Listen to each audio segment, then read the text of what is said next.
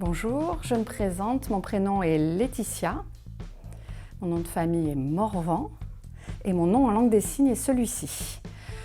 J'ai participé à l'association Don Bosco au conseil d'administration au collège des usagers concernant le service d'interprète et puis par la suite j'ai fait une formation d'intermédiatrice à l'université de Marseille pour devenir diplômée en 2015. Et puis ensuite, je suis revenue au niveau du service ici et on a fait évoluer ce service en service social, en SAVS. Enfin, à ce moment-là, j'ai été embauchée quand le service a évolué en SAVS en fin 2016 jusqu'à aujourd'hui à mi-temps.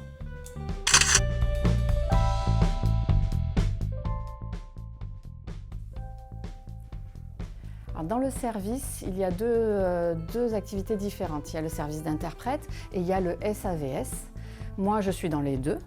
Le service d'interprète, c'est en fonction des rendez-vous de santé, sociale, justice. Les sourds ont besoin d'interprètes, mais parfois ça ne suffit pas. Donc moi, je viens faire un binôme avec l'interprète. Et au niveau du SAVS, c'est certains sourds qui ont besoin de progresser dans leur autonomie. Donc on organise des ateliers collectifs pour les personnes sourdes, pour leur donner des outils pour améliorer leur autonomie. Et aussi, je fais des entretiens individuels en fonction des besoins des personnes sourdes. Et la troisième chose, ce sont des sensibilisations, plus dans le milieu du social. J'interviens pour faire des sensibilisations.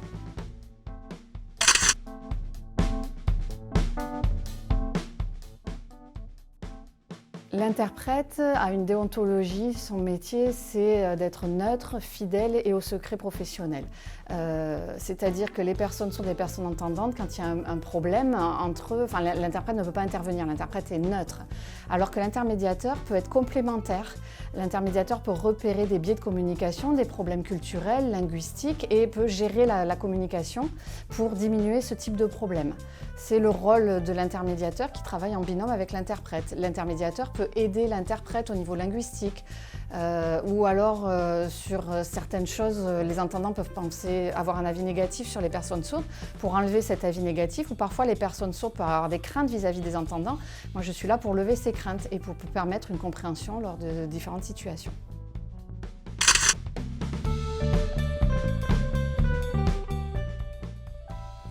Le métier intermédiateur, le mieux, c'est quand même un professionnel sourd, que ce soit un professionnel sourd parce qu'il va y avoir une fluidité de compréhension, une culture, une linguistique, il va connaître bien le monde sourd et le monde entendant, ça va être plus fluide avec un professionnel sourd. On va gagner du temps, il va repérer les choses beaucoup plus rapidement. Moi, je suis une professionnelle sourde, mais je connais les problèmes des personnes sourdes puisque j'ai grandi comme ça.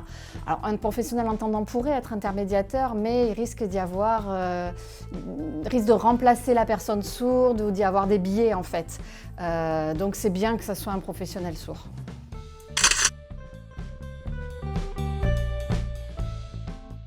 La tendance sur le monde sourd est souvent négative, on voit ça comme des handicapés.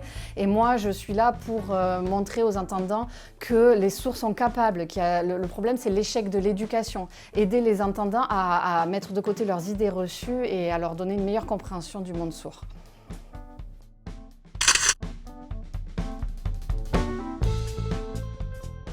Je pense la fluidité au niveau linguistique. Parce qu'on va entrer en contact avec des métiers différents.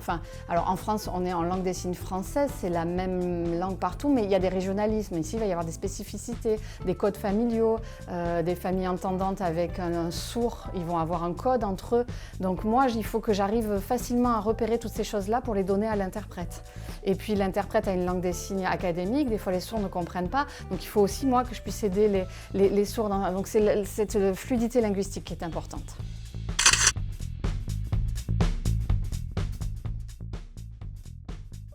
Ça, c'est une grande question. Effectivement, il existe une langue des signes internationale, mais c'est pas de la linguistique, c'est des signes internationaux pour les congrès, les séminaires, les grandes choses comme ça. Là, ils échangent en signes internationaux, les congrès d'éducation, oui.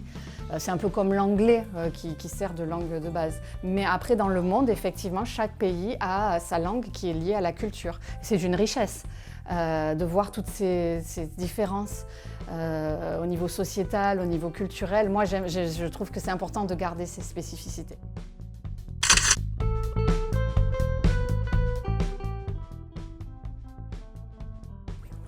Oui, oui. Quand on rencontre une autre personne sourde, au début c'est difficile, on commence à échanger, mais assez rapidement, au bout de 5 minutes, on arrive, on prend les signes de l'autre et on rentre dans l'iconicité, on arrive à se comprendre.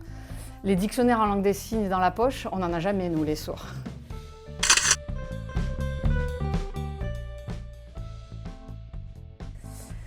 À mon avis, sur l'année, on est autour des 25 sourds. 25 sourds actuellement, ça aussi, ça dépend des périodes. Il y a des situations, des grosses situations où il va y avoir des gros besoins, puis d'autres moments où il y aura moins.